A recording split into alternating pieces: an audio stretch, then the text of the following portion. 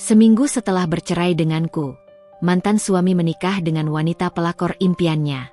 Karena diundang, aku pun datang. Tapi saat melihat wanita itu, aku tak bisa berhenti tertawa. Karena dia adalah penipu kelas kakap yang dulu pernah aku jebloskan ke penjara.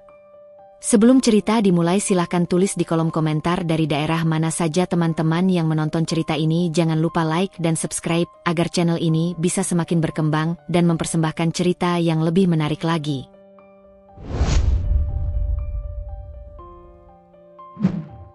Pagi itu, seperti kebiasaannya selama 5 tahun terakhir, Bella bangun lebih awal.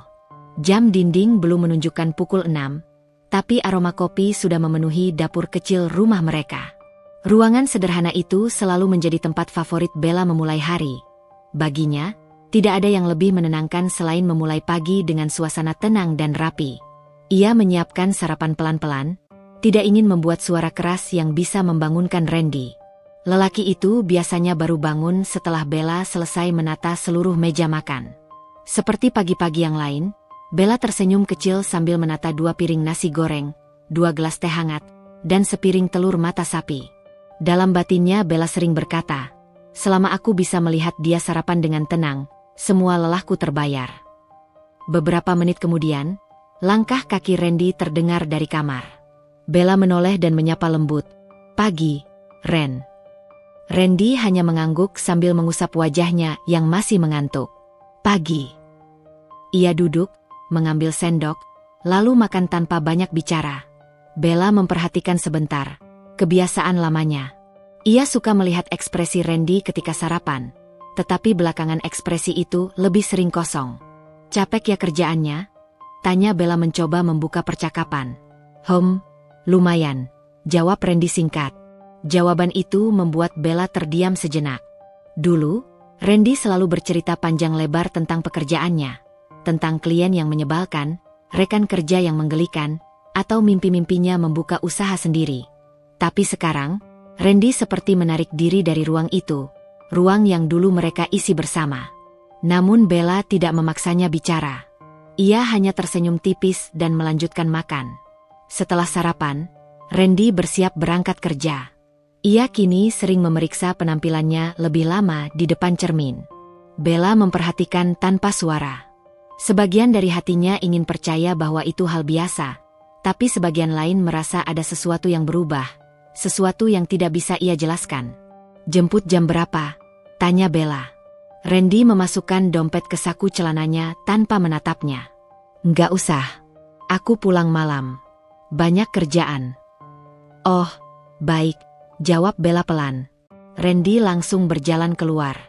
Pintu tertutup tanpa kecupan singkat seperti dulu. Tanpa pamit seperti biasanya. Tanpa senyum. Bella berdiri diam di ruang tamu, memandang pintu yang baru saja menutup seolah berharap sesuatu kembali muncul dari baliknya. Tapi tentu saja tidak ada. Ia menarik napas dalam, lalu berjalan ke dapur membawa piring-piring kotor. Mungkin dia memang lagi capek, gumamnya mencoba menenangkan diri. Namun ada satu hal yang tidak bisa terucap. Sudah berbulan-bulan kata, "Sayang," tidak pernah lagi keluar dari mulut Randy. Bahkan sentuhan sekadar menggenggam tangan pun tak pernah lagi terjadi. Siang menjelang, Bella mengisi waktunya dengan pekerjaan freelance desain yang sering ia kerjakan dari rumah. Ia mencoba fokus, namun pikirannya sering melayang pada sikap Randy beberapa bulan terakhir. Semuanya tampak normal dari luar, tapi ia merasa kehilangan Randy sedikit demi sedikit. Meski begitu, ketika sore datang, Bella tetap memasak makanan favorit suaminya. Ia menyiapkan mangkuk sup hangat dan tempe goreng kesukaan Randy. Meskipun dalam hati ia tahu, kemungkinan besar Randy tidak akan makan di rumah. Pukul 8 malam, tidak ada kabar. Pukul 10, masih sunyi. Pukul 11 lewat, Bella belum tidur. Ia duduk di ruang tamu sambil menatap layar ponselnya. Tidak ada pesan masuk, tidak ada panggilan. Tidak ada tanda-tanda Randy akan pulang. Mungkin benar dia sedang lembur. Semoga dia baik-baik saja. Ia memaksa dirinya berpikir positif. Beberapa menit kemudian, hujan mulai turun. Hujan selalu membuat Bella merasa sendu. Mungkin karena setiap kali hujan, Ia selalu teringat bagaimana dulu Randy memeluknya sambil berkata, "Tenang, aku ada di sini." Kata-kata itu kini hanya tinggal kenangan. Tak lama, bunyi notifikasi terdengar. Bella refleks tersenyum, mengira itu pesan dari suaminya. Tapi ternyata, bukan. Hanya pesan promosi marketplace. Bella menghela napas panjang. Ia menatap pintu sekali lagi. Rumah itu terasa jauh lebih besar dari biasanya. Terlalu sepi, terlalu dingin. Ia akhirnya masuk kamar dan memejamkan mata, berharap esok akan lebih baik. Ia tidak tahu bahwa perjalanan hidupnya akan berubah drastis, bahkan lebih cepat dari yang ia bayangkan. Namun untuk saat ini, Bella masih mempercayai satu hal, bahwa Randy hanya sedang lelah, bahwa ini hanya fase. Ia tidak tahu bahwa kenyataan jauh lebih kejam dari sekadar jarak. Di balik pintu rumah yang sunyi itu, ada badai yang sedang menuju hidupnya. Namun Bella belum melihatnya. Belum. Tapi ia akan segera mengetahuinya. Hari-hari berikutnya berjalan hampir sama. Pagi yang sepi, siang yang sunyi, dan malam yang penuh ketidakpastian. Bella menjalani rutinitasnya dengan senyum tipis, berusaha tidak menunjukkan bahwa hatinya pelan-pelan diremukkan oleh perubahan sikap suaminya sendiri. Sudah 2 minggu lebih Randy pulang lewat tengah malam. Itu pun tanpa sapa atau cerita. Setiap kali pintu terbuka, Randy hanya berkata singkat, "Capek," lalu langsung ke kamar mandi atau ke kamar tanpa menoleh pada Bella yang duduk menunggu. Meski begitu, Bella tetap memaksa dirinya berpikir positif. Ia selalu percaya bahwa fondasi pernikahan mereka kuat. Mereka menikah atas dasar cinta. Setidaknya itu yang Bella yakini selama bertahun-tahun. Suatu sore, Bella sedang melipat pakaian di ruang tengah ketika suara notifikasi dari ponselnya berbunyi. Kali ini ia tidak bereaksi berlebihan. Ia menaruh lipatan baju terakhir, lalu mengambil ponsel itu. Satu pesan dari Randy masuk. "Nanti pulang larut lagi. Jangan tunggu." Bella tersenyum pahit. Bahkan kalimat permintaan maaf sudah jarang muncul. Ia mengetik balasan, "Baik, hati-hati di jalan." Tidak ada balasan lagi setelah itu. Bella menatap pesan singkat itu lama sekali hingga matanya terasa panas. Ia tahu jarak mereka semakin lebar. Tapi ia tetap percaya bahwa suaminya hanya sedang tertekan pekerjaan. Randy pasti butuh waktu. Dia pasti kembali seperti dulu, gumam Bella, mencoba menenangkan dirinya. Sore itu, awan tampak mendung. Bella memutuskan berjalan sebentar ke halaman. Ia merapikan tanaman yang sudah lama tidak ia sentuh karena akhir-akhir ini terlalu lelah memikirkan perubahan Randy. Saat ia mencabut rumput liar di dekat pot bunga, suara buruk Mini, tetangga sebelah rumah, tiba-tiba terdengar dari balik pagar. "Bella, akhir-akhir ini kok sering sendirian saja?" Randy lembur terus. "Ya."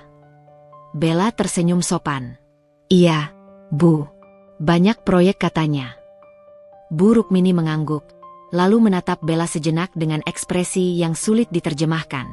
"Hati-hati ya, Nak. Laki-laki kalau sering pulang malam, suka ada apa-apanya." Bella tertawa kecil, menutupi rasa tidak nyaman yang tiba-tiba muncul. "Insya Allah tidak, Bu. Randy anak baik." Tetangga itu hanya tersenyum singkat sebelum melanjutkan menyiram tanamannya. Tidak ada kata-kata tambahan, tapi ucapannya sudah cukup menusuk pikiran Bella. Malam itu hujan deras. Bella membuatkan sup ayam hangat untuk menyambut Randy. Ia ingin setidaknya sekali saja Randy makan masakan rumah dengan tenang seperti dulu. Namun sampai jarum jam menunjukkan pukul 10, suaminya belum juga muncul. Bella duduk di kursi makan, menatap sup yang sudah dingin. Dalam sunyi itu, ponselnya kembali berbunyi. Randy mengirim pesan. "Nggak usah tunggu. Aku makan di luar." Tanpa menjelaskan dengan siapa, tanpa menjelaskan kenapa, Bella terdiam. Tangannya gemetar saat ia menaruh ponsel itu kembali ke meja. Makan di luar? Lagi? Sudah kesekian kalinya dalam 3 minggu. Ia mencoba menepis rasa curiga, tapi benaknya mulai penuh. Ia menatap makanan di hadapannya, lalu perlahan berdiri dan membuang sup itu ke wastafel. "Mungkin lain kali," bisiknya, meski suaranya hampir tidak terdengar oleh dirinya sendiri. Keesokan paginya, Bella bangun lebih pagi dari biasanya. Ia menyiapkan sarapan dan teh hangat. Jam 6:15, Randy keluar dari kamar dengan wajah kusut dan mata merah, seperti orang yang kurang tidur. Namun sesuatu berbeda hari itu. Randy langsung mengambil ponselnya sejak turun dari kamar, mengetik sesuatu sambil berjalan menuju meja makan. Bella perhatikan sekilas, senyumnya muncul, bukan untuk Bella, melainkan untuk layar ponselnya. "Ren, sarapan sudah siap," ucap Bella pelan. Gumam Randy tanpa menoleh. Ia duduk, masih sibuk mengetik. Sesekali ia tersenyum tipis, senyum yang sudah lama tidak pernah ia berikan pada istrinya. Jantung Bella berdebar. Ada rasa dingin yang menjalar pelan. "Siapa, Ren?" tanya Bella hati-hati. Randy terkejut, lalu buru-buru mematikan layar ponsel. "Teman kantor. Banyak proyek, jadi harus koordinasi." Nada suaranya terdengar gugup, tapi Bella tidak ingin ribut. "Oh, baik," katanya singkat. Randy makan terburu-buru, seperti ingin cepat pergi. Ketika hendak berangkat kerja, ia hanya berkata, "Aku pulang malam." "Seperti biasa." Bella mengangguk, namun hatinya terasa sakit, lebih dalam dari sebelumnya. Siang itu, Bella memutuskan membersihkan kamar karena lama tidak ia rapikan. Saat ia mengangkat tas kerja Randy untuk memindahkannya ke lemari, sesuatu jatuh dari dalamnya. Sebuah parfum wanita berukuran kecil. Bukan merek yang pernah dipakai Bella. Aroma yang keluar saat Bella membuka sedikit tutupnya pun asing. Manis tapi menyengat, aroma yang tidak pernah Randy suka mencium dari tubuh Bella. Bella menatap parfum itu lama sekali. Tangannya mulai dingin. Napasnya memburu. Ini parfum perempuan lain. Ia berusaha berpikir logis. Mungkin titipan teman kantor. Mungkin hadiah dari rekan kerja perempuan untuk acara kantor. Tapi hatinya tahu, semua alasan itu hanya pembelaan dirinya sendiri. Ia duduk di tepi ranjang, memegang parfum itu erat. Air matanya jatuh satu persatu tanpa ia sadari. "Kenapa kamu berubah, Ren? Apa aku sudah tidak cukup baik?" Meski hatinya remuk perlahan, Bella masih berharap semuanya akan stabil kembali. Namun setiap jam yang berlalu, setiap malam yang kosong, dan setiap senyum Randy yang tidak pernah lagi ditujukan padanya membuat keyakinan itu semakin rapuh. Ia belum tahu apa yang benar-benar sedang terjadi. Tapi ada satu hal yang pasti, badai besar sudah mulai bertiup.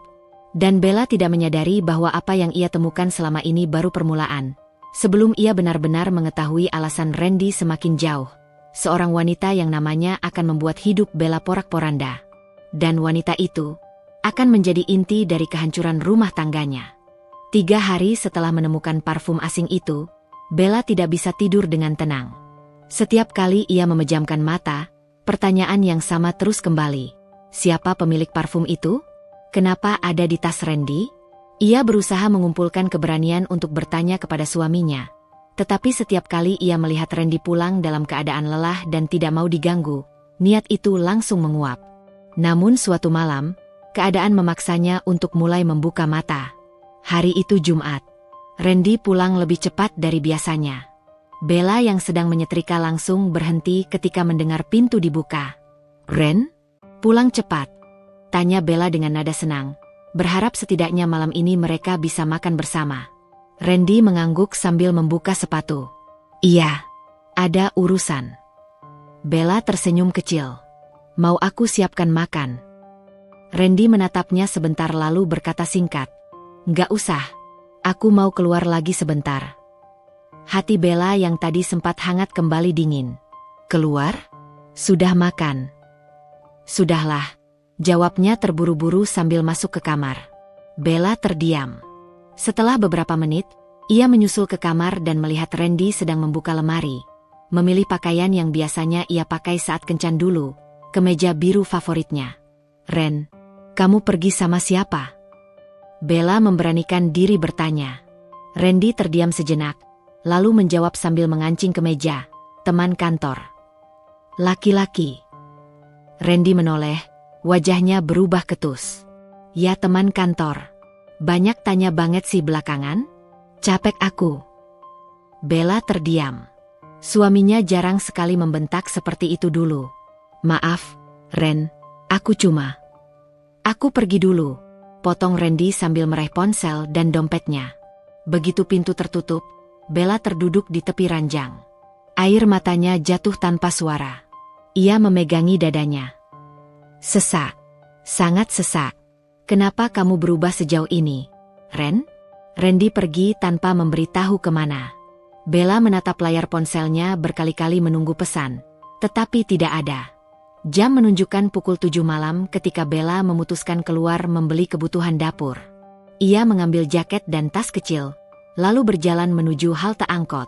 Rumah mereka sudah cukup jauh dari pusat kota, jadi Bella harus menempuh perjalanan hampir 20 menit.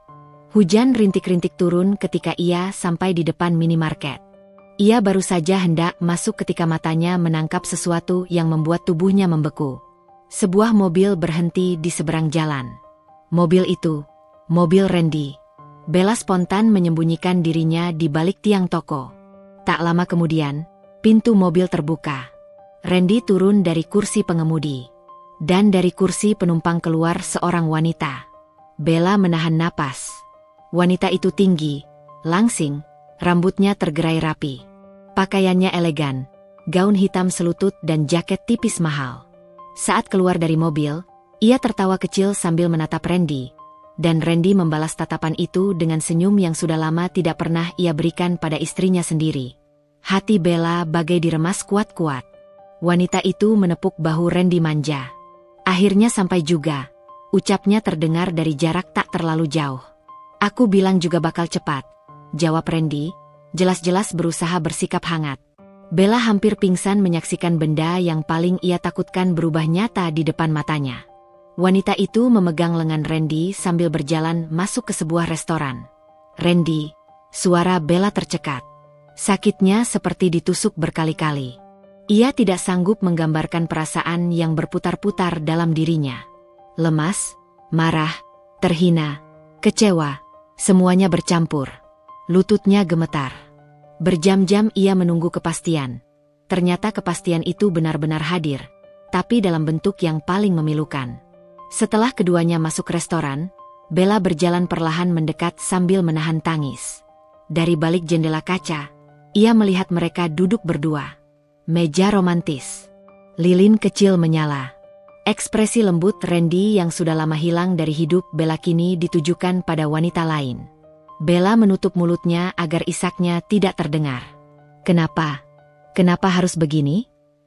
Ia menyandarkan tubuhnya ke dinding. Dunia terasa runtuh. Pertanyaan, rasa sakit, dan kepedihan menumpuk tanpa arah. Ia tidak tahu berapa lama ia berdiri di sana. Saat ia akhirnya pulang, langkahnya tidak stabil, tubuhnya menggigil, dan matanya bengkak. Sesampainya di rumah, Bella masuk kamar tanpa menyalakan lampu. Ia duduk di lantai sambil memeluk lutut, menangis sampai tubuhnya gemetar. Untuk pertama kalinya dalam hidupnya, ia merasakan kehancuran yang benar-benar menghancurkan. Jam 1 dini hari, Randy pulang. Ia masuk kamar dengan langkah ringan, seolah malamnya berjalan menyenangkan. Namun begitu melihat Bella duduk di lantai, wajahnya berubah sedikit kaget. "Kamu kenapa duduk di situ?" Bella mengangkat wajahnya yang basah. "Ren, kamu pergi sama siapa tadi?" Randy terdiam sesaat. "Kan sudah kubilang, teman kantor." "Wanita itu teman kantor, Ren?" tanya Bella lirih. Randy langsung menegang. "Kamu ngikutin aku?" "Aku lihat kalian." Suara Bella pecah. "Kalian makan bersama. Kalian terlihat dekat." Randy menghela napas kasar. "Astaga, Bella, kamu itu kenapa sih? Cuma makan sama teman kantor aja jadi masalah? Kamu lebay." "Kalau hanya teman, kenapa kamu menyembunyikannya?" tanya Bella sambil menahan isak. "Karena kamu pasti bereaksi begini," teriak Randy sambil membanting tasnya ke kasur. "Kamu berubah, Ren." Bella menangis. "Kamu berubah sejak kapan? Aku merasa seperti tidak punya suami lagi." Randy memalingkan wajah. "Sudahlah, aku capek. Jangan bahas ini lagi." Dengan dingin, ia mengambil bantal dan keluar kamar, tidur di sofa tanpa menoleh. Bella menangis sampai fajar datang. Dan sejak hari itu, ada satu hal yang ia sadari. Rumah tangga mereka tidak sedang retak. Rumah tangga itu sudah mulai runtuh, dan Randy bahkan tidak berusaha menyelamatkannya. Bella hanya belum tahu bahwa ini baru permulaan. Sebelum ia benar-benar melihat siapa wanita itu sebenarnya, dan bagaimana wanita itu akan menghancurkan hidup Randy sendiri suatu hari nanti. Pagi itu, Bella bangun lebih cepat dari biasanya. Suasana rumah masih gelap, hanya cahaya tipis dari lampu teras yang menembus tirai. Matanya terasa berat, bukan karena kurang tidur, tetapi karena terlalu banyak pikiran semalam. Ia duduk di tepi ranjang cukup lama sebelum akhirnya bangkit dan menuju dapur untuk menyiapkan sarapan sederhana. Memotong bawang, memanaskan minyak, pekerjaan kecil yang dulu terasa biasa, kini menjadi cara untuk menenangkan diri. Randy turun dari tangga beberapa menit kemudian. Rambutnya masih sedikit basah, sepertinya baru selesai mandi. Bella sempat menoleh, namun cepat-cepat kembali fokus pada penggorengan. Pagi, ucap Randy datar sambil mengambil gelas. Pagi, jawab Bella tanpa menoleh. Randy menuang air minum, lalu bersandar pada meja dapur sambil memandangi punggung istrinya. Aku pulang malam tadi, kamu belum tidur. Aku tidur. Cuma kebangun, balas Bella singkat. Itu bohong, tentu saja. Ia sama sekali tidak bisa tidur sebelum mendengar suara pintu terbuka dan langkah kaki Randy yang terdengar berat. Randy mengangguk kecil, tapi tidak bertanya lebih jauh. Aku ada rapat pagi. Mungkin pulang agak sore. Bella hanya menggumam. Iya. Hening kembali menyelimuti dapur. Bunyi minyak yang mendesis entah kenapa terdengar lebih nyaring dari biasanya. Bella menaruh piring di meja, kemudian akhirnya menatap suaminya. Kamu, akhir-akhir ini sering pulang malam. Ada banyak pekerjaan. Randy menghentikan gerakannya. Sekilas ia terlihat ragu. Iya, banyak proyek baru. Jawaban itu terlalu cepat, terlalu ringkas. Seolah sudah ia latih sebelumnya. Bella memperhatikan ekspresi suaminya yang berubah canggung. Ada sesuatu di sana, ketidakjujuran kecil yang mulai terlihat dari celah-celah sikapnya. Kamu sibuk banget ya? Bella mencoba berkata dengan nada biasa, namun suaranya terdengar lebih lemah dibanding niatnya. Randy tersenyum tipis, namun matanya tidak ikut tersenyum. Namanya juga kerja. Kerja, iya. Tapi kamu gak pernah cerita. Dulu kamu suka cerita apa saja, bahkan hal kecil. Sekarang aku bahkan gak tahu kamu pegang proyek apa. Bella tersenyum samar. Aku cuma kangen dengar kamu cerita. Tatapan Randy berubah gelisah. Bel, kita sama-sama capek. Aku nggak mau bahas yang berat pagi-pagi. Aku cuma tanya, balas Bella pelan. Randy mengambil tas kerjanya. Kita bahas nanti aja. Nanti yang kapan? Bella memberanikan diri bertanya. Randy berhenti sejenak, lalu mengalihkan pandangannya. Bel, kamu jangan terlalu sensitif soal hal-hal kecil. Seketika dada Bella terasa seakan diremas. Sensitif? Bagi Randy, perubahan sikap, ketidakhadiran cerita, dan jarak yang tiba-tiba itu dianggap hal kecil? Randy, aku cuma mau tahu apa yang sedang terjadi. Suara Bella hampir bergetar. Tidak ada apa-apa, jawab Randy cepat. Namun Bella bisa merasakan ketidakjujuran itu bahkan dari nada suaranya. Randy melangkah pergi sebelum ia sempat berkata apapun. Pintu depan tertutup, meninggalkan Bella sendirian di ruang tamu dengan udara yang semakin dingin.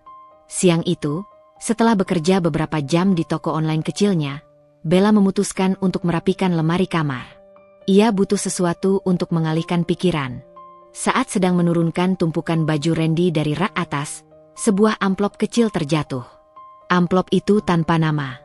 Bella meraihnya perlahan, hatinya tiba-tiba berdebar kencang tanpa sebab yang jelas.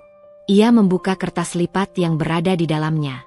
Isinya hanyalah selembar nota restoran mahal, tertanggal 2 hari lalu, malam ketika Randy berkata ia pulang terlambat karena lembur.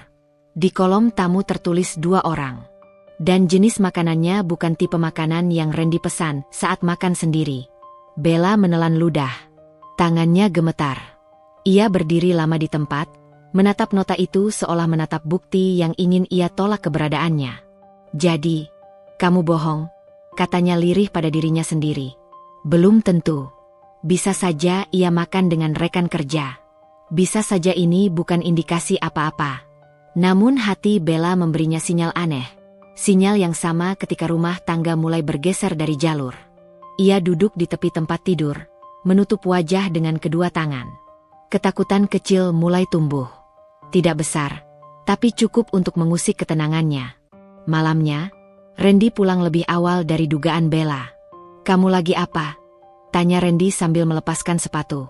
"Tadi beres-beres kamar," jawab Bella datar. "Aku menemukan ini." Ia meletakkan nota restoran itu di meja makan. Randy menatapnya.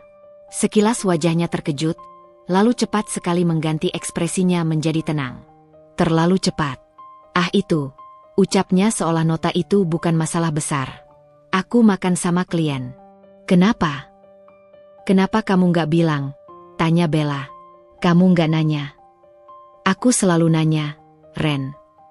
Bella menatapnya lekat-lekat. Randy menghela napas panjang. "Bel, kamu tuh terlalu mikir macam-macam." "Karena kamu berperilaku yang macam-macam," balas Bella pelan. Randy mendekat, suaranya lebih keras. "Bel, kamu jangan mulai drama. Ini cuma nota makan.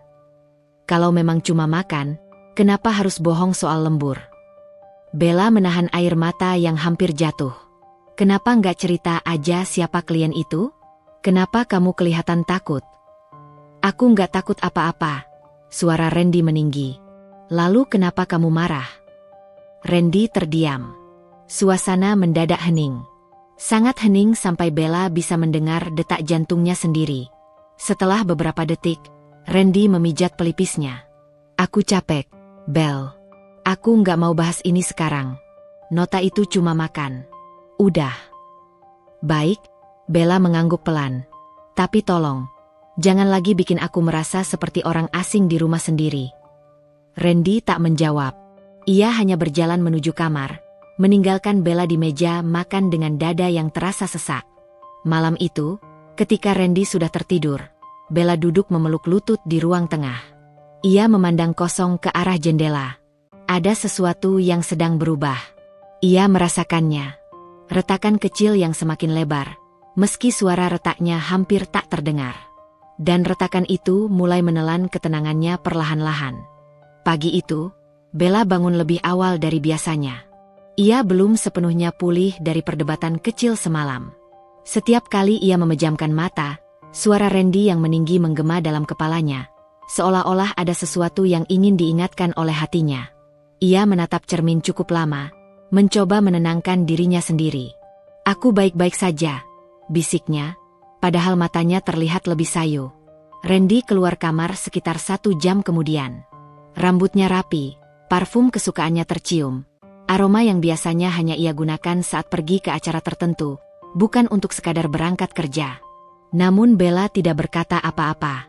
Ia hanya memperhatikan sambil menyiapkan secangkir kopi. "Kamu nggak sarapan dulu?" tanya Bella pelan ketika melihat suaminya memeriksa ponselnya tanpa berhenti. "Enggak, aku makan di luar," jawab Randy singkat. "Dengan klien?" Bella bertanya hati-hati. Randy mengangkat wajah, jelas terganggu. "Iya, dengan klien." Bella mengangguk, meski hatinya seperti diremas. "Oh, baik." Suasana di meja makan terasa seperti kabut tebal yang tidak bisa ditembus cahaya. Bella ingin bertanya lebih banyak, ingin memastikan semua baik-baik saja, namun bibirnya tak mampu bergerak. Randy memberi kecupan cepat di keningnya, kecupan yang dulu hangat, namun kini terasa hambar, dan pergi tanpa menoleh lagi. Ketika pintu rumah tertutup, Bella menghela napas panjang. "Kenapa semua rasanya berbeda?" gumamnya lirih. Siang itu, Bella keluar untuk membeli bahan-bahan pesanan tokonya. Ia memutuskan naik ojek online karena jalanan sedang padat dan ia tidak ingin membawa motor sendirian. Ketika sampai di salah satu toko bahan crafting, ia tanpa sengaja melihat seseorang yang membuat langkahnya berhenti. Randy. Ia sedang berdiri di seberang jalan, terlihat jelas dari kaca toko. Ia tidak sendiri. Di sampingnya ada seorang perempuan berambut hitam panjang, berpakaian rapi. Perempuan itu tersenyum lebar sambil menyentuh lengan Randy. Gestur yang terlalu akrab untuk sekadar hubungan kerja. Bella berdiri membeku. Tidak. Mungkin cuma rekan kerjanya. Bella mencoba menenangkan diri. Mereka mungkin sedang bahas proyek. Namun detak jantungnya mulai berpacu ketika perempuan itu menggandeng lengan Randy. Dan Randy tidak menolak. Bahkan mereka berjalan beriringan memasuki restoran kecil di pojok jalan dengan sikap yang mencurigakan nyaman satu sama lain. Bella merasakan seakan-akan seluruh tubuhnya kehilangan tenaga. Ia berpegangan pada rak terdekat agar tidak jatuh. Apa itu? Perempuan yang dia temui 2 hari lalu. Pikirnya dengan suara hati yang gemetar. Ia tidak ingin berpikir buruk, tapi mata tidak mungkin dibohongi. Ia berdiri cukup lama di balik kaca, menyaksikan pintu restoran menutup di belakang mereka. Tidak ada keributan. Tidak ada tangisan. Yang ada hanya rasa perih yang menyelinap pelan-pelan, seperti pisau tumpul yang ditarik perlahan menembus dadanya. Malamnya, Bella duduk di ruang tamu sambil menunggu Randy pulang. Ia tidak membicarakan apa yang ia lihat siang tadi, tapi pikirannya penuh pertanyaan. Ketika jam menunjukkan pukul 22, barulah suara pintu depan terdengar. Randy masuk sambil melepas dasinya, tampak lelah namun tetap berusaha tersenyum. Maaf pulang malam. Banyak klien yang harus aku temui hari ini. Bella memerhatikannya dengan hati-hati. Dengan klien perempuan. Randy terkejut kecil. Kenapa nanyanya gitu? Karena aku lihat kamu siang tadi, ucap Bella tanpa mengalihkan pandangan. Randy mengerutkan dahi. Lihat apa? Kamu makan sama perempuan di restoran kecil dekat toko bahan crafting. Randy berhenti bergerak. Wajahnya menegang. Belle, itu. Sebelum kamu bilang apapun, aku cuma mau kamu jujur. Potong Bella dengan suara yang sangat pelan namun tegas. Randy menyandarkan tasnya di meja dan mengusap wajah. Belle, dia itu rekan kerja. Aku sering kerja bareng dia. Nggak ada apa-apa. Kamu menggandeng tangannya, ucap Bella tanpa menurunkan tatapannya. Itu bukan hal yang dilakukan rekan kerja biasa. Dia cuma bercanda, balas Randy cepat. Dan kamu membiarkan. Bella menelan ludah, ada luka yang terasa mengembang dalam dadanya. Randy, kamu bahkan gak kelihatan keberatan. Randy terlihat semakin gelisah. Kamu salah paham. Itu cuma makan siang biasa, Belle. Bella mendekat selangkah. Kalau memang cuma makan siang biasa, kenapa kamu berbohong sejak awal? Kenapa semua jawabanmu selalu defensif? Kenapa kamu makin jauh? Randy merapatkan bibirnya, menghindari tatapan Bella. Hening menggantung di antara mereka, lebih berat dari malam-malam sebelumnya. Bella menarik napas panjang, mencoba tetap tenang walau suaranya bergetar. Aku bukan mau menuduh. Aku hanya ingin tahu apa yang sebenarnya sedang terjadi pada kita. Aku merasa kamu bukan Randy yang dulu. Randy tidak menjawab. Ia hanya menatap lantai. Kita masih bisa membicarakan ini baik-baik kalau kamu mau, sambung Bella, suara lirih tetapi penuh harap. Aku masih di sini. Aku masih ingin mempertahankan rumah ini. Namun Randy tetap diam. Keheningan itu terasa lebih menyakitkan daripada teriakan apapun.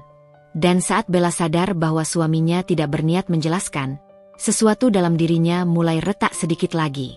Retak yang lebih jelas. Retak yang mulai terdengar. Malam itu, ketika semua lampu sudah dimatikan, Bella berbaring membelakangi Randy. Tidak ada percakapan lagi. Tidak ada tangan yang meraih. Tidak ada kehangatan suami istri. Hanya 2 orang yang terbaring di ranjang yang sama, tetapi berada di dunia yang sangat berbeda. Dan untuk pertama kalinya sejak menikah, Bella merasa benar-benar sendirian. Keesokan paginya, Bella bangun dengan kepala berat. Ia bahkan tidak ingat kapan tepatnya ia tertidur. Yang ia ingat hanyalah punggung Randy yang menghadap ke arah lain sepanjang malam. Ketika ia turun ke dapur, Randy sudah rapi dan siap berangkat. Tidak ada percakapan panjang. Hanya suara sendok mengenai cangkir yang terdengar. Kamu mau sarapan? Tanya Bella lirih. Enggak. Aku buru-buru, jawab Randy tanpa menatap. Bella menelan sesuatu yang rasanya pahit. Kita butuh bicara. Nanti saja. Aku telat. Randy mengambil tasnya. Randy, ini rumah tangga kita. Bukan rapat kantor. Bella mencoba menahan suaranya agar tidak gemetar. Randy berhenti sebentar di depan pintu, namun tidak menoleh. Aku pergi dulu. Dan pintu menutup. Suara itu seperti palu yang memukul hati Bella. Hari itu, Bella mencoba bekerja seperti biasa. Pesanan online datang cukup banyak, tapi tangannya bergetar setiap kali memegang gunting dan pita. Berkali-kali ia salah memotong bahan, sampai harus mengambil stok baru. Ia tidak pernah seperti ini sebelumnya. Ia tahu pikirannya tidak stabil. Semua yang ia lihat kemarin terus memutar ulang tanpa henti. Siang hari, ponselnya berbunyi. Notifikasi grup keluarga muncul. Ibunya mengirim foto tanaman baru di halaman rumah kampung mereka. Biasanya Bella akan membalas dengan komentar panjang. Namun kali ini ia hanya mengetik 2 kata. Bagus, Bu. Ibunya langsung menelpon. Bel, kamu kenapa? Suaramu lain. Bella menatap langit-langit, berusaha menahan air mata. Aku capek, Bu. Lagi banyak pikiran. Masalah rumah tangga. Bella tidak menjawab. Diamnya sudah cukup untuk membuat ibunya paham. Bel, kamu itu perempuan kuat. Tapi kalau terus kamu pendam sendiri, nanti kamu yang sakit. Bella memejamkan mata. Aku belum siap cerita. Aku sendiri masih bingung sama semua yang terjadi. Kalau butuh pulang, bilang. Ibu jemput. Ucapan itu membuat air mata Bella jatuh begitu saja. Ia menutup mulut agar isaknya tidak terdengar. Iya, Bu, makasih. Setelah menutup telepon, ia menarik napas panjang. Ia harus kuat. Ia sudah dewasa. Ia punya rumah untuk dijaga. Tapi semakin ia mencoba menenangkan diri, semakin pikirannya berlari liar. Sore hari, ketika hujan mulai turun, Bella tak sengaja melihat ponsel Randy yang tertinggal di meja kerja. Layarnya menyala beberapa detik karena notifikasi masuk. Pesan dari kontak bernama Rena Project muncul. Kamu sudah sampai kantor?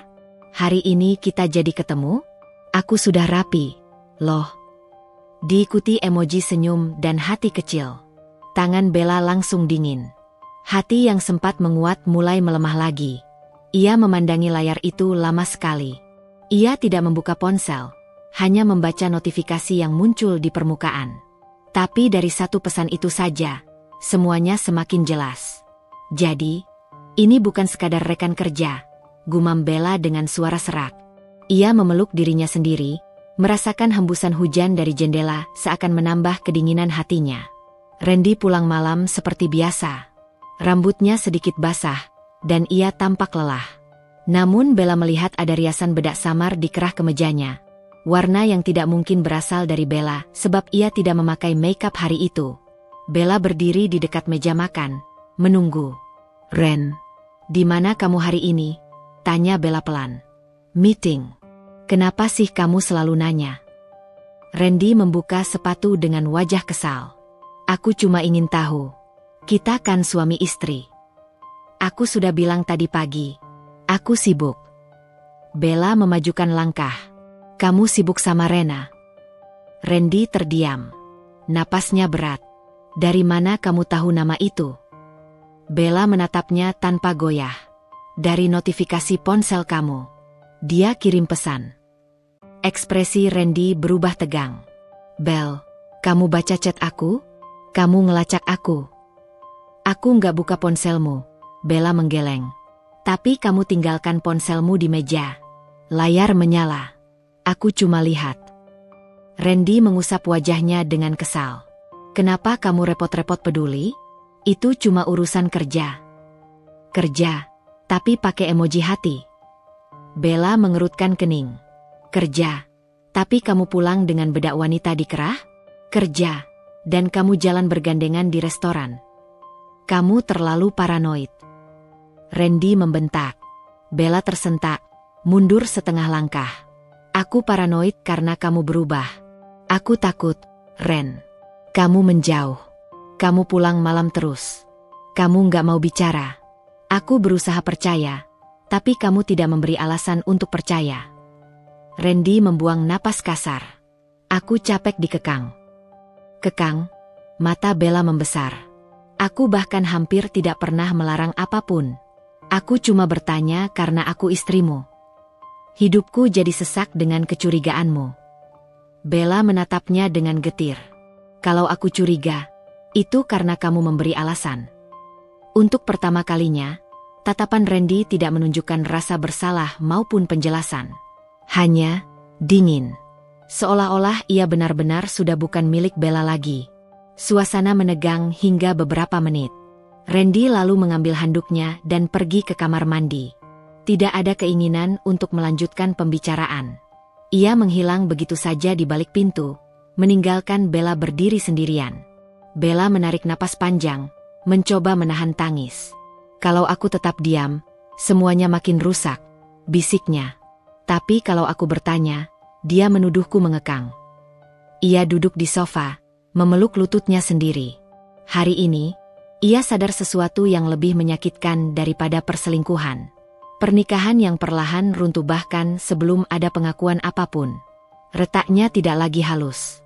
Retaknya mulai terdengar jelas. Dan Bella hanya bisa berharap dia masih punya cukup kekuatan untuk menghadapi semua yang akan datang. 3 hari setelah pertengkaran itu, suasana rumah benar-benar berubah. Randy bangun lebih pagi dari biasanya, seolah ingin menghindari percakapan apapun dengan Bella. Ia pergi sebelum Bella selesai menyiapkan sarapan, pulang setelah Bella tertidur, dan berbicara hanya ketika sangat diperlukan. Bella mencoba tetap bersikap normal, menyiapkan makan, membersihkan rumah, dan mengurus anak mereka, Farah, yang masih berusia 2 tahun. Namun setiap kali ia melihat pintu rumah terbuka dan menutup lagi tanpa banyak suara, ia tahu ada sesuatu yang semakin menjauh dari genggamannya. Suatu sore, Bella sedang menyuapi Farah ketika ponsel Randy berbunyi lagi di meja ruang tamu. Biasanya Bella akan pura-pura tidak mendengar, tapi nada notifikasi itu berbeda, lebih nyaring, lebih personal. Tertulis di layar, Rena video call. Bella menegang. Panggilan video. Jadi mereka sudah sejauh itu. Ponsel berdering cukup lama, namun tidak diangkat.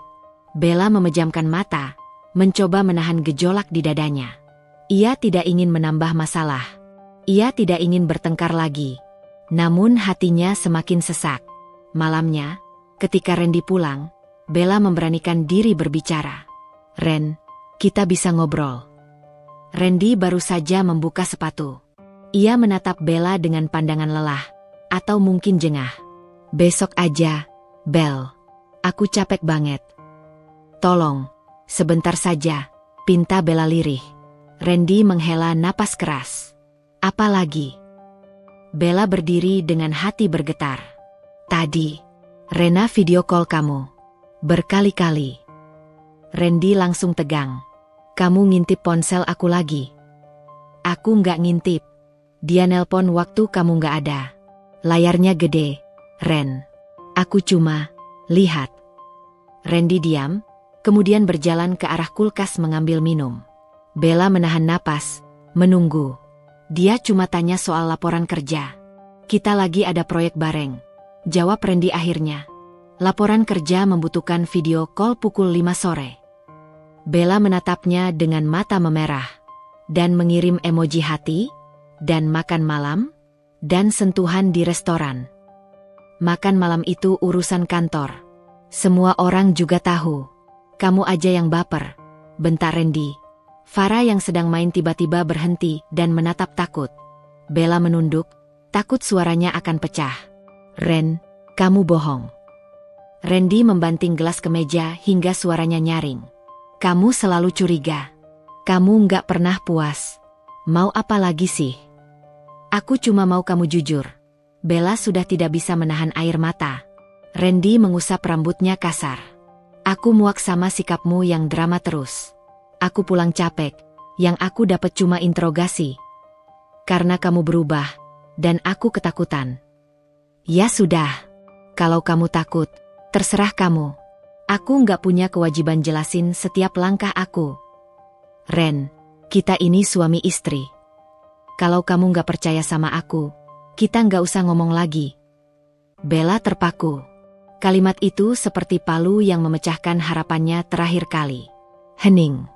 Hanya suara Farah kecil yang menarik selimut bonekanya. Bella mencoba mengendalikan dirinya. Aku percaya sama kamu selama ini. Tapi aku manusia, Ren. Aku bisa merasakan kalau suamiku bukan milik aku lagi.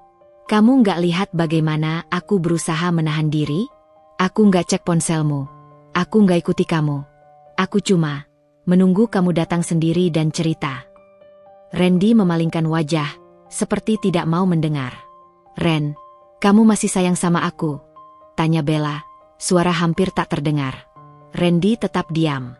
Keheningan itu lebih menyakitkan daripada jawaban, tidak. Bella tidur lebih cepat malam itu. Matanya bengkak, dadanya sesak. Ia memeluk Farah yang tertidur pulas di sampingnya. Farah yang tak tahu apa-apa. Farah yang hanya ingin ayahnya tertawa bersamanya. Beberapa jam kemudian, Bella terbangun karena mendengar suara pintu kamar utama dibuka. Randy masuk, tapi tidak ke arah Bella. Ia mencari sesuatu di lemari. Suara resleting tas terdengar jelas. Bella bangkit dengan kaget. Ren, kamu mau kemana? Nginep di kantor, jawab Randy singkat, tanpa menatap. Sekarang? Tengah malam. Aku nggak bisa tidur di sini. Kamu nggak bisa tidur di rumah sendiri. Di antara tuduhan kamu? Iya. Bella berdiri, suara gemetar. Ren, jangan pergi. Kita bisa bicara besok pagi. Tolong. Bella, aku cuma mau tenang. Jangan bikin ribut. Tapi, ini rumah kita. Randy berhenti beberapa detik, lalu menatap Bella dengan pandangan yang membuat lutut Bella hampir lemas. Pandangan itu tidak lagi penuh cinta, tidak lagi penuh sayang. Hanya kosong. Aku pergi dulu, katanya sambil memegang gagang pintu. Ren, jangan. Suara Bella pecah. Randy membuka pintu dan melangkah keluar tanpa menoleh. Bella mengejarnya sampai pintu teras, tapi hanya sempat melihat punggung Randy menuju mobil dan menyalakan mesin. Mobil itu melaju pergi. Di depan rumah, di bawah langit malam yang dingin, Bella berdiri dengan tangan gemetar. Air matanya mengalir tanpa suara, menetes ke lantai teras. Ia memeluk dirinya sendiri. Kenapa? Semuanya jadi seperti ini? Bisiknya. Rumah terasa sangat sunyi malam itu. Bahkan suara angin terasa lebih keras daripada detak jantungnya. Untuk pertama kalinya sejak menikah, Bella benar-benar merasa seperti istri yang sendirian dalam pernikahan yang masih berstatus lengkap. Dan ia belum tahu bahwa setelah malam itu, semuanya akan bertambah buruk. Lebih buruk dari yang ia bayangkan. Pagi itu rumah Bu Ratna terasa berbeda. Biasanya, ia akan berteriak dari dapur atau mengomel panjang bahkan sebelum matahari naik. Tapi hari itu, sunyi. Sunyi yang justru membuat Dina makin waspada.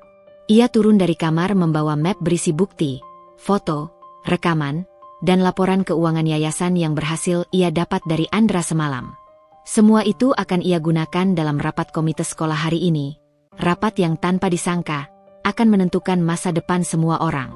Saat Dina melewati ruang makan, Bu Ratna menatapnya lama. Tatapannya bukan marah, tapi seperti seseorang yang tahu posisinya sudah goyah. Jangan berlebihan, Dina, katanya akhirnya, suaranya lebih rendah dari biasanya. Kamu pikir kamu siapa sampai berani campur urusan yayasan? Dina menahan diri untuk tidak terpancing. Saya cuma ingin kebenaran muncul, Bu. Dan hari ini, semua orang akan dengar. Bu Ratna berdiri, mencoba menutupi kegugupannya dengan senyum mengejek. Kamu lupa ya? Aku ini ketua yayasan. Orang-orang itu percaya sama aku. Kamu cuma guru baru yang sok suci. Kalau memang ibu yakin tidak bersalah, jawab Dina pelan. Untuk apa takut? Tatapan Bu Ratna mengeras. Kamu akan menyesal. Rapat dimulai pukul 9. Ruang pertemuan dipenuhi guru-guru senior dan perwakilan orang tua. Dina duduk di antara mereka, tapi ia merasa semua mata tertuju padanya dan pada Bu Ratna yang duduk dengan dagu terangkat, seolah situasi masih sepenuhnya dalam kendalinya. Sampai Andra datang. Ia melangkah masuk dengan map biru, wajahnya tegas.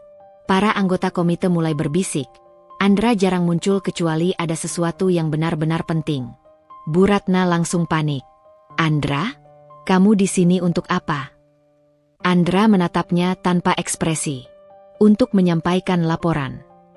Ruang rapat langsung hening. Dina menyiapkan dirinya. Ini momen yang ia tunggu.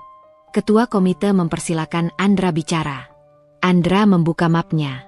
Selama beberapa bulan terakhir, ada kejanggalan dalam pengeluaran yayasan. Dana renovasi kelas, dana pengadaan alat peraga, dan bantuan murid kurang mampu, tidak sesuai dengan laporan. Bu Ratna menegakkan tubuhnya.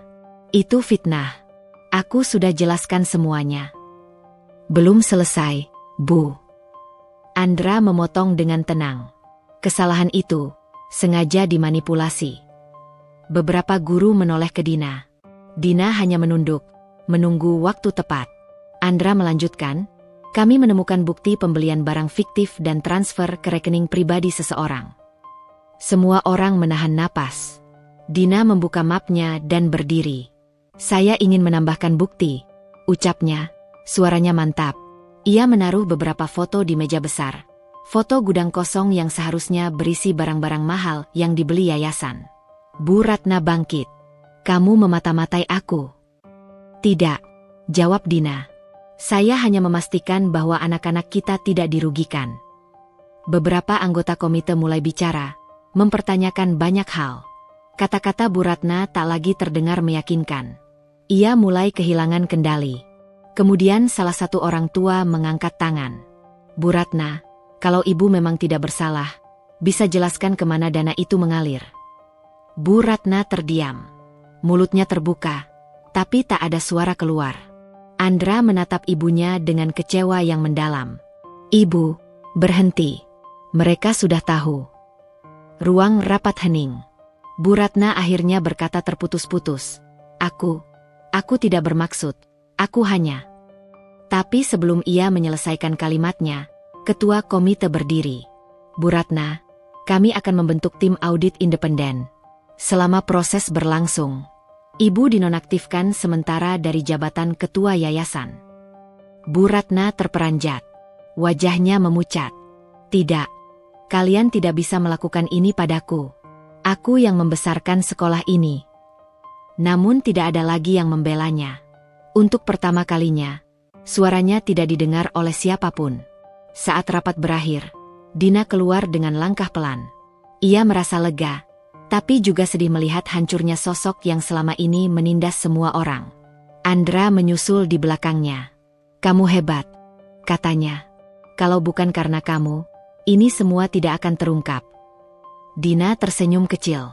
Aku cuma melakukan apa yang harus dilakukan. Andra menatapnya lebih lama dari biasanya. Ada kekaguman, dan sesuatu yang lain, yang Dina belum berani tebak. Terima kasih, katanya pelan. Untuk pertama kalinya sejak semua kekacauan dimulai, Dina merasa ia tidak sendirian lagi. Dan ini baru permulaan perubahan besar. Hari itu, selepas rapat komite sekolah yang mengguncang seluruh yayasan, berita tentang penonaktifan sementara Bu Ratna menyebar lebih cepat daripada angin pagi yang menampar wajah Dina ketika ia berdiri di halaman sekolah. Meskipun langit cerah, Dina merasakan kelelahan menyusup ke tulang-tulangnya. Keletihan bukan hanya karena pertarungan panjangnya selama beberapa minggu terakhir, tetapi juga beban emosional yang ia pikul sendirian selama ini.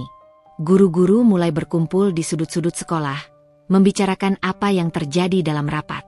Beberapa terlihat masih terkejut, beberapa melempar pandang iba kepada Dina, dan sebagian lain tampak seperti baru sadar selama ini mereka hidup di bawah ketua yayasan yang menindas.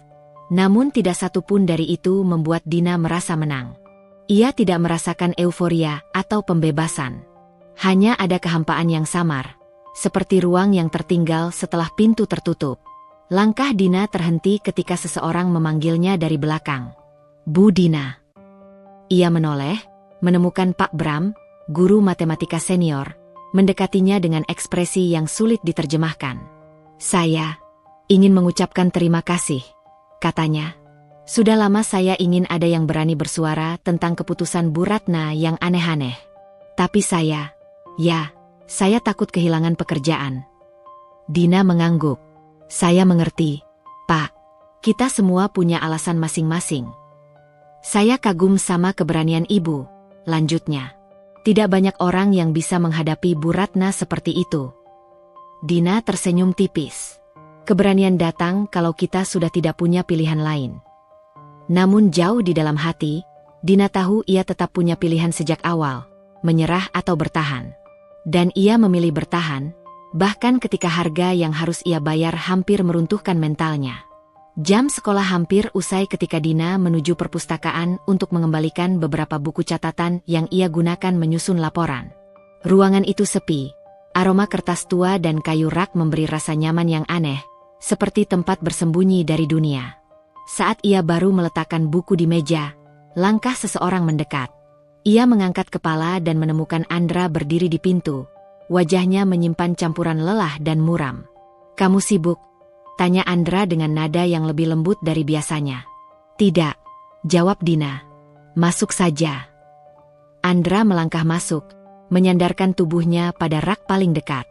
Ia terdiam cukup lama sampai Dina merasakan keganjilan dalam sikapnya. "Kamu baik-baik saja?" tanya Dina akhirnya. Andra menarik napas berat. "Tidak juga.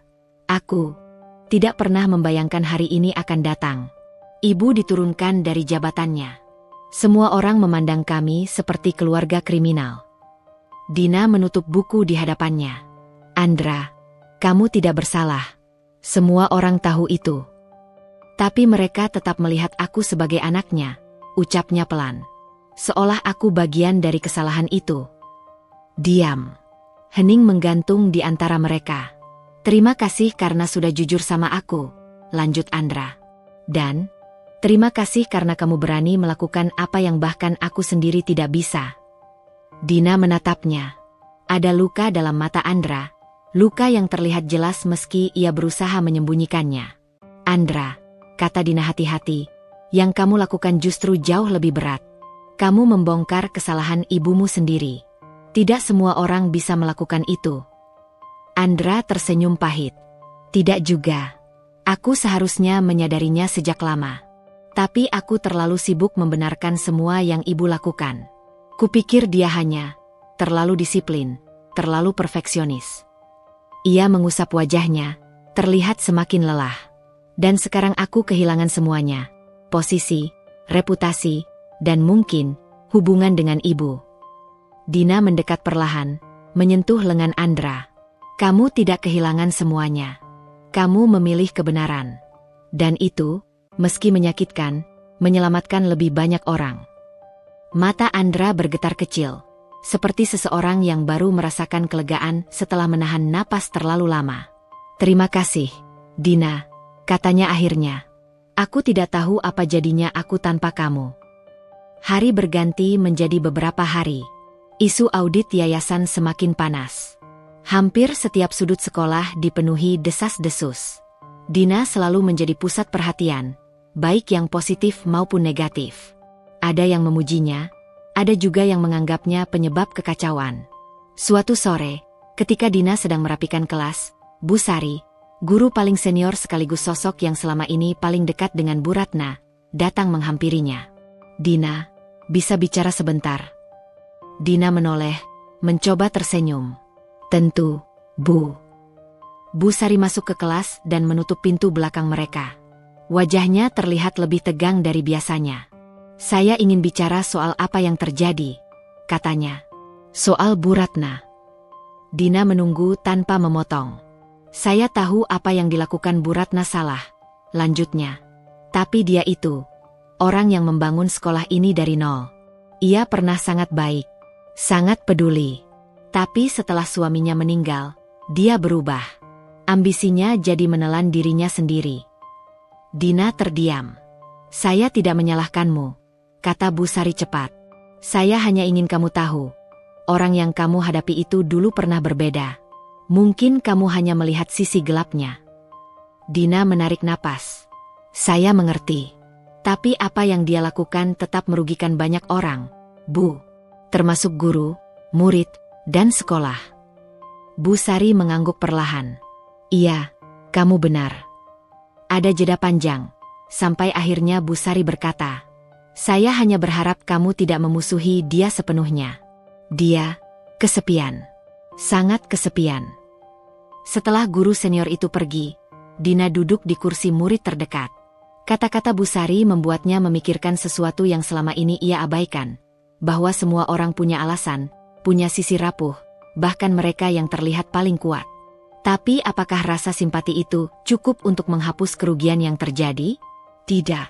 Namun itu membuat Dina sedikit lebih memahami manusia, termasuk mereka yang menyakitinya. Sore menjelang malam ketika Dina memutuskan pulang lebih cepat.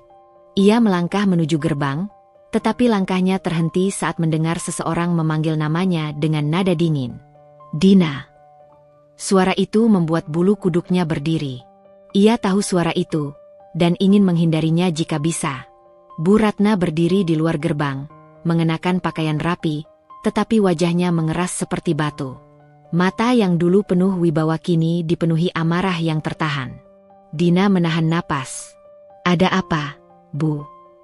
Bu Ratna mendekat, langkahnya mantap. Kamu pikir kamu menang, ya? Katanya dengan suara rendah namun menusuk. Kamu pikir dengan menelanjangi aku di depan komite, kamu jadi pahlawan? Dina tetap diam. Kamu tidak tahu apapun tentang bagaimana sekolah ini bertahan, lanjutnya. Kamu cuma guru baru yang sok tahu, merasa paling benar. Dina menggenggam tasnya lebih erat. Saya hanya melakukan apa yang seharusnya dilakukan siapapun. Bu, saya tidak ingin sekolah ini dirugikan. Bu Ratna tertawa, pahit. Oh, jadi kamu peduli sekolah ini? Atau hanya ingin mempermalukanku?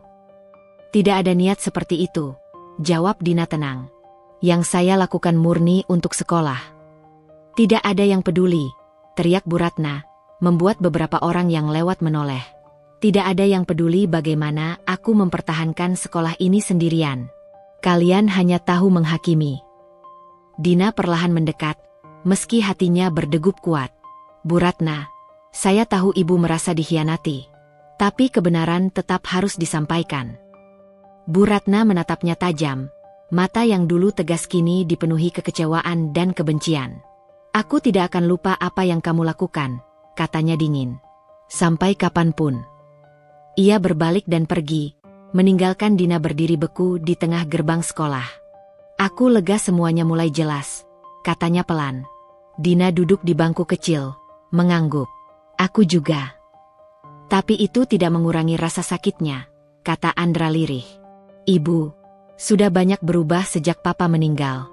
Aku merasa gagal sebagai anak. Dina menggeleng. Tidak, Andra. Kamu justru menyelamatkan ibumu dari kesalahan yang lebih besar. Andra menatapnya, dalam. Kamu selalu melihat sisi baik orang lain, ya? Aku tidak tahu soal itu, jawab Dina. Andra tersenyum tipis. Aku tahu. Dan itu membuat kamu berbeda. Keduanya terdiam lama, hanya angin malam yang melintas di antara mereka. Dina, kata Andra akhirnya, setelah semua ini selesai, bolehkah aku tetap ada di hidupmu? Pertanyaan itu membuat Dina menatapnya, terkejut. Aku tidak tahu bagaimana masa depan keluargaku, lanjut Andra. Tapi satu hal yang jelas, kamu membuat semuanya terasa lebih mudah untuk dihadapi. Dina merasa dadanya hangat. Andra. Aku tidak meminta jawaban sekarang, kata Andra cepat. Aku cuma ingin kamu tahu. Dina tersenyum tipis. Terima kasih. Dan untuk pertama kalinya sejak semua kekacauan bermula, Dina merasa masa depannya tidak lagi gelap. Ada sesuatu di depan, sesuatu yang mungkin berharga. Namun ketika Dina pulang malam itu dan membuka pintu rumahnya, ia menemukan sebuah amplop coklat di lantai dekat pintu, tanpa nama, tanpa alamat. Ada rasa tidak nyaman yang merayap pelan di tengkuknya. Ia membuka amplop itu perlahan. Isi di dalamnya membuat jantung Dina berhenti berdetak sejenak. Foto. Banyak foto. Foto dirinya. Diambil dari kejauhan, dari sudut-sudut yang tak pernah ia sadari. Di sekolah. Di taman tempat ia bicara dengan Andra. Di depan rumah. Bahkan satu foto dirinya yang sedang tertidur di ruang guru beberapa waktu lalu. Dina terjatuh berlutut, seluruh tubuh bergetar. Siapa yang mengikuti dirinya? Dan, sejak kapan? Di bagian paling bawah tumpukan foto, ada secarik kertas kecil. dengan tulisan tangan yang tajam dan penuh tekanan. Kau pikir kau sudah memenangkan semuanya? Aku baru mulai, Dina. Dina menatap kertas itu dengan tangan gemetar. Dunia yang mulai terasa tenang, kembali bergetar.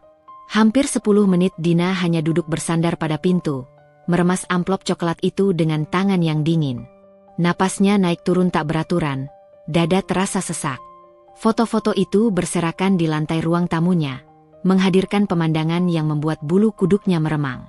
Ia melihat wajah dirinya sendiri dalam berbagai pose yang tidak pernah ia sadari sedang dipantau. Ada foto ia berjalan ke sekolah, menunduk membaca pesan di ponsel, duduk di taman berbicara dengan Andra, dan, yang paling mengerikan, foto dirinya tertidur di ruang guru. Foto itu jelas-jelas diambil dari jarak sangat dekat. Tidak ada keraguan. Seseorang telah mengikuti Dina sejak lama. Ia memejamkan mata, berusaha menyatukan kembali detak jantung yang berantakan. Dalam kepanikan itu, suara kecil menggema di kepalanya. Siapa yang melakukan ini? Bu Ratna? Orang lain? Atau? Ia menggeleng cepat. Mustahil menuduh tanpa bukti. Dengan tangan gemetar, Dina meraih foto yang paling membuat perutnya terasa mual. Foto dirinya di taman bersama Andra. Sudutnya terlalu dekat untuk ukuran paparazi biasa. Seseorang benar-benar mengintai mereka, dan cukup dekat untuk mendengar percakapan. Kertas kecil berisi ancaman itu masih di lantai, seakan sedang mengejeknya. Kau pikir kau sudah memenangkan semuanya? Aku baru mulai, Dina. Dina merasakan dingin merayap dari tengkuk hingga tulang belakang. Apa ini ada hubungannya dengan audit? Apakah ada pihak yang merasa terancam? Atau seseorang yang ingin membungkamnya? Ia berdiri perlahan, mengambil ponsel. Jarinya gemetar saat menekan nama Andra. Tapi ketika ia hendak menekan tombol panggil, ia berhenti. Tidak. Jangan seret Andra dulu. Jangan sampai dia disalahkan atau berpikir aku menjadikannya pelindung. Ia menurunkan ponsel perlahan. Aku bisa mengatasinya. Aku harus kuat, bisiknya kepada diri sendiri. Meski suaranya terdengar rapuh. Dina mengumpulkan semua foto ke dalam amplop dan menaruhnya di laci meja kerja. Ia tidak ingin memandanginya lagi malam itu. Tidak ingin membiarkan ketakutannya bersemayam lebih dalam. Namun meski lampu rumah ia matikan dan ia berbaring di tempat tidur, matanya tak bisa terpejam. Bayangan-bayangan itu terus mengikuti. Keesokan paginya Dina datang ke sekolah lebih awal dari biasanya. Langkahnya tergesa. Namun pikirannya penuh waspada. Setiap suara kecil membuatnya menoleh. Setiap bayangan di sudut ruangan seolah bergerak. Dina merasa dirinya diawasi, meski mungkin hanya bayangannya sendiri. Di ruang guru, hanya Pak Arif yang sudah datang. Pagi, Bu Dina. Kok terlihat pucat. Kurang tidur, Pak. Jawab Dina sambil tersenyum dipaksakan. Jangan terlalu dipikirkan soal audit itu. Sudah di tangan profesional kok. Dina hanya mengangguk. Ia tak mungkin menceritakan foto-foto itu tanpa bukti siapa pelakunya. Saat sedang merapikan meja, ponsel Dina bergetar. Andra, bisa ketemu sebentar setelah jam pulang? Ada hal penting yang ingin kubicarakan. Dina mengetik balasan singkat. Dina, bisa. Tapi di dalam hati ia dilanda kecemasan yang tak bisa ia jelaskan. Hari itu pelajaran berjalan seperti biasa, tapi Dina sering kehilangan fokus. Saat seorang murid bertanya 2 kali pada hal yang sama, Dina baru sadar ia menjawab dengan suara kosong. Di jam istirahat, Bu Sari menghampirinya. Dina, kamu sakit? Tanya beliau dengan nada khawatir. Tidak, Bu. Hanya lelah. Matamu bengkak. Kamu pasti kurang tidur. Dina mencoba tersenyum. Banyak yang dipikirkan, Bu. Bu Sari mengusap bahunya dengan lembut.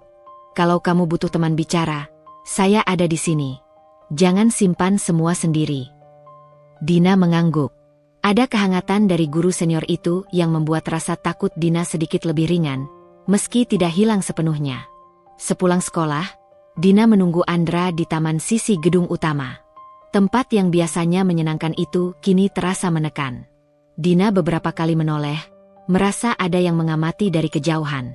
Ketika Andra datang, ia langsung menyadari perubahan Dina. Kamu kenapa? Ada yang terjadi. Dina berusaha menutupinya. Tidak apa-apa. Kamu bilang mau bicara. Andra mendekat, menatapnya serius. Iya, ini tentang ibu. Dina menahan napas. Kenapa? Ibu menghilang, jawab Andra lirih. Dina terdiam. Maksudmu, tidak bisa dihubungi? Andra menggeleng. Bukan hanya itu. Semua ponselnya mati. Ia tidak pulang sejak kemarin malam. Keluarga juga tidak tahu dia di mana. Dina merasakan sesuatu mencengkeram dadanya. Apa kamu sudah lapor polisi? Belum. Aku baru mau tadi. Tapi sebelum itu aku harus jujur. Andra menelan ludah, wajahnya menegang. Ibu sempat bicara terakhir kali denganku. Dia bilang merasa dikhianati oleh semua orang, termasuk aku dan kamu. Dina menunduk. Aku bertemu beliau sore kemarin. Aku tahu, kata Andra. Dan aku takut, apa yang dia lakukan setelah itu. Ada jeda panjang sebelum Dina berkata pelan. Andra, ada hal yang harus kamu tahu. Andra menatapnya. Dina akhirnya menceritakan tentang amplop itu. Foto-foto, ancaman, dan bagaimana seseorang jelas-jelas mengikuti gerak-geriknya. Wajah Andra langsung berubah tegang. Dina, kenapa kamu tidak bilang dari kemarin? Aku tidak tahu itu terkait siapa, kata Dina gugup. Dan aku tidak mau menuduh ibumu tanpa bukti. Andra menghela napas panjang sambil memijit keningnya. Dina, kamu tidak boleh diam soal ini. Seseorang mengikutimu. Itu bukan hal kecil. Ia meraih bahunya dengan kedua tangan. Kamu harus lapor. Tapi Andra. Tidak ada tapi. Kamu sedang dalam bahaya. Suara Andra mengandung ketakutan yang nyata, membuat Dina terdiam. Beberapa detik kemudian Andra melembutkan suaranya. Dina, tolong. Aku tidak bisa tenang kalau kamu diam saja. Dina akhirnya mengangguk kecil. Baik, aku akan lapor polisi. Andra mengembuskan napas lega. Aku ikut. Di balik percakapan itu, keduanya merasakan satu kenyataan yang sama. Keheningan di sekitar taman itu terasa tidak wajar, seperti ada yang mendengar dari kejauhan. Sore itu mereka pergi ke kantor polisi terdekat. Dina menunjukkan foto-foto dan ancaman itu, juga menceritakan kronologinya. Polisi menerima laporan itu dengan serius. Kami akan menindaklanjuti, Bu, kata petugas. Namun untuk sementara, harap lebih berhati-hati. Kalau ada yang mencurigakan, segera hubungi kami. Dina mengangguk. Setelah semua selesai, Andra mengantar Dina pulang. Ia tidak membiarkan Dina pulang sendirian setelah kejadian itu. Ketika sampai di depan rumah, Andra menatapnya lama. Kamu pasti takut, katanya lembut.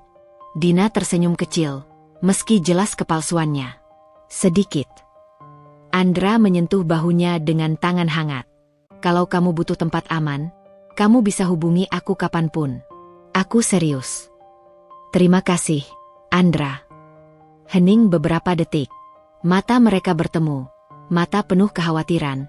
Mata penuh rasa terikat yang perlahan tumbuh tanpa mereka sadari. Akhirnya Andra berkata, istirahatlah. Besok aku jemput kamu ke sekolah. Dina ingin mengatakan tidak perlu, tapi ia tahu itu hanya akan membuat Andra semakin khawatir. Baik, jawabnya. Setelah Andra pergi, Dina masuk ke rumah.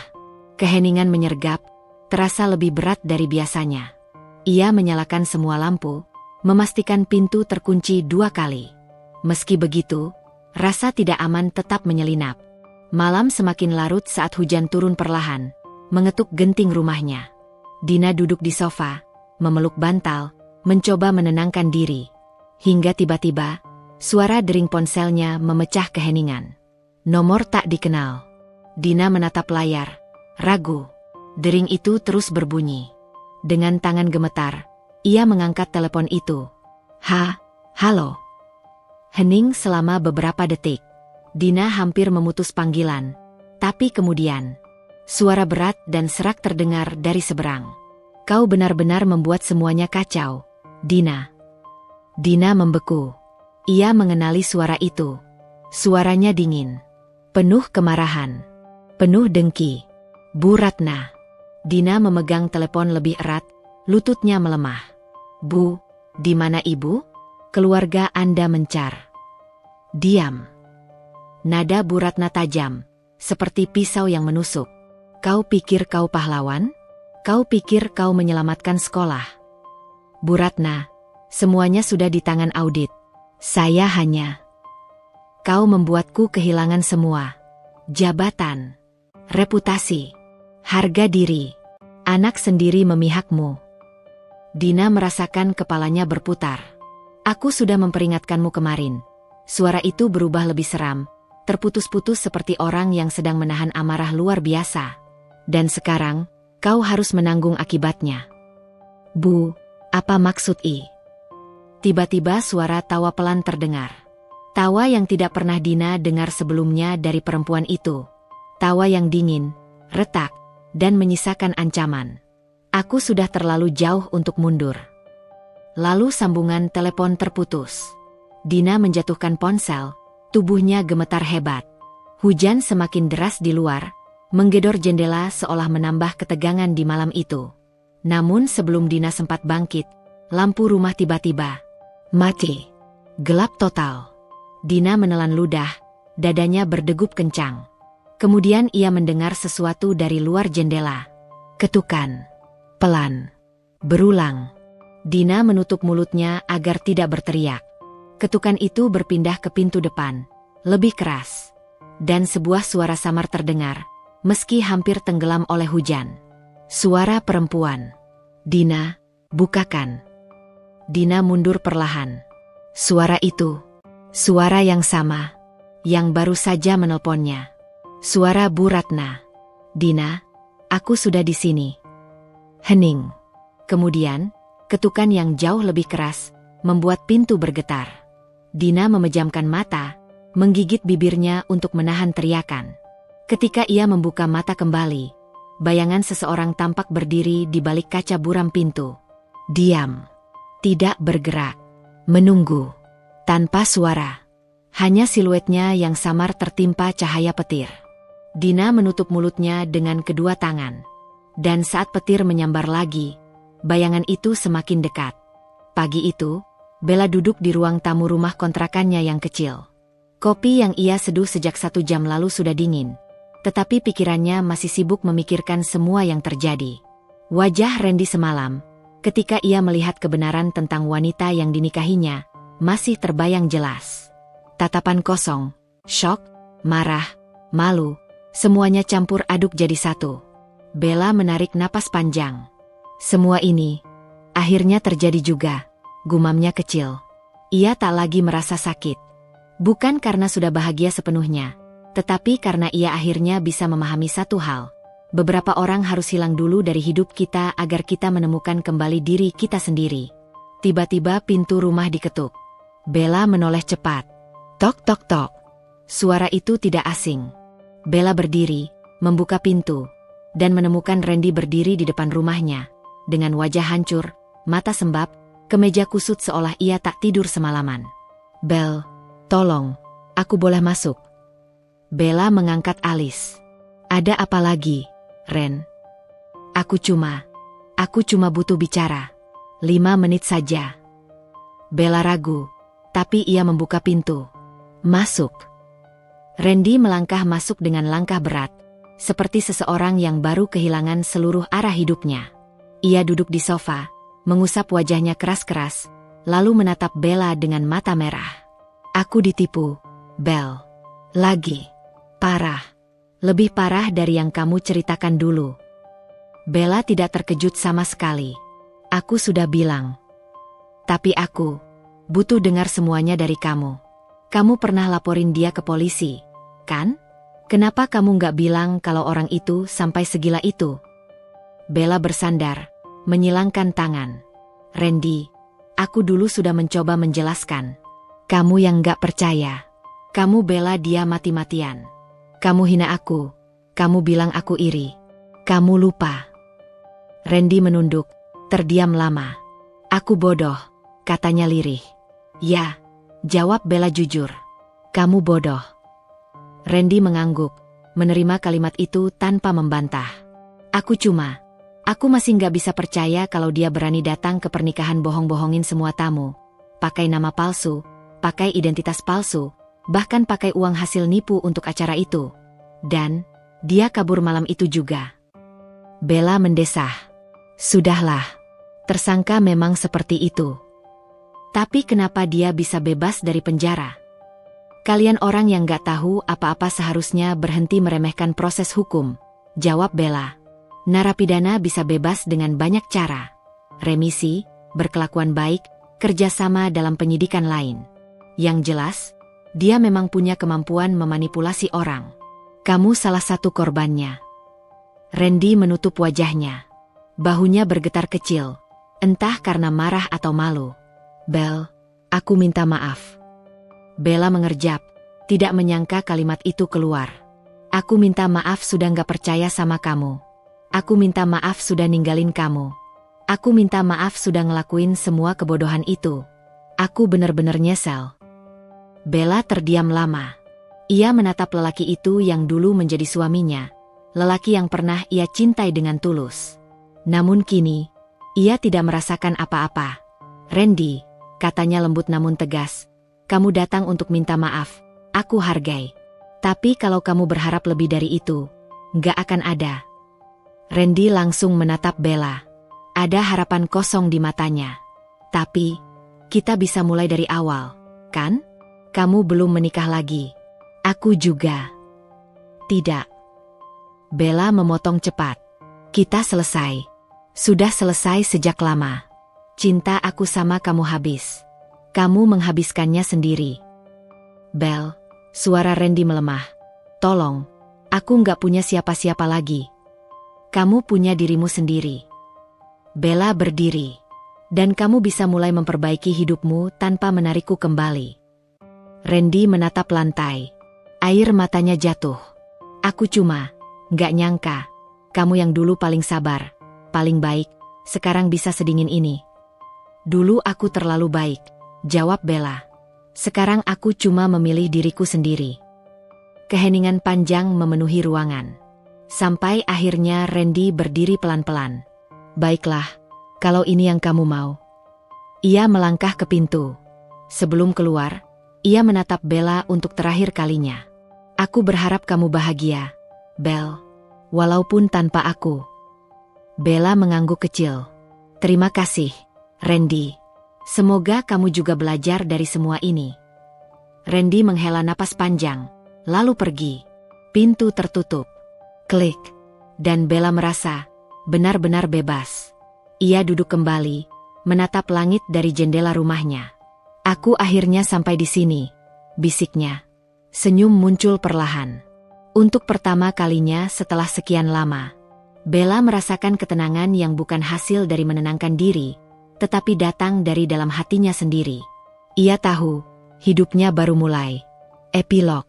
Setahun kemudian, Bella melangkah keluar dari kantornya sambil membawa map besar berisi berkas kerja. Pekerjaannya sebagai konsultan keuangan akhirnya berjalan stabil. Ia sudah punya beberapa klien tetap, bahkan beberapa perusahaan mulai mempercayakan proyek besar padanya. Ia lebih sibuk, lebih mandiri, lebih kuat, dan ia bahagia. Saat sedang bersiap memanggil ojek online, seseorang memanggil namanya. Bella. Ia menoleh dan menemukan Aldo, rekan kerja sekaligus teman laki-laki yang beberapa bulan terakhir cukup dekat dengannya. Kamu mau pulang? Tanya Aldo sambil tersenyum ramah. Iya, mau langsung ke rumah. Aku lewat arah sana. Mau bareng? Aku antar. Bella menimbang sebentar, lalu mengangguk. Boleh. Mereka berjalan berdampingan menuju parkiran. Aku dengar proyekmu kemarin sukses besar, kata Aldo. Hebat, Bel. Kamu bikin semua orang di kantor kagum. Bella tersenyum kecil. Aku cuma kerja. Enggak. Kamu berkembang.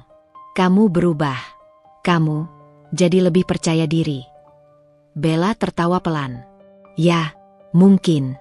Setelah melewati badai besar, orang memang bisa berubah. Aldo menatap Bella dengan cara berbeda. Cara yang hangat, tapi tidak memaksa. Bel, katanya pelan, kalau suatu hari kamu siap membuka hati lagi, aku harap kamu mempertimbangkan seseorang seperti aku. Bella terdiam sesaat, lalu tersenyum hangat. Aku belum tahu kapan siap. Tapi, terima kasih, Aldo. Beneran. Mereka masuk mobil, mengobrol dengan nyaman sepanjang jalan. Hidup Bella kini memasuki bab baru. Tanpa drama, tanpa luka lama. Hanya ketenangan dan kesempatan yang terbuka lebar. Sementara itu, di suatu tempat, Randy duduk sendirian di kamar kos sederhana. Ia memandang cincin kawin lama yang masih ia simpan. Ia membaca berita tentang penipu yang pernah menjadi istrinya. Sudah tertangkap lagi setelah menipu banyak orang lainnya. Ia menghela napas berat, menyesal pernah memilih jalan yang salah. Namun ia tahu satu hal. Ia tak lagi berhak memperbaiki apapun bersama Bella. Dan itu adalah hukuman paling besar untuk semua kesalahannya. Sementara Bella, ia berjalan menuju masa depan yang jauh lebih cerah, lebih indah, dan lebih benar untuk dirinya sendiri. Ia sudah pulih. Ia sudah kuat. Ia sudah bebas. Dan itu adalah akhir yang patut ia dapatkan.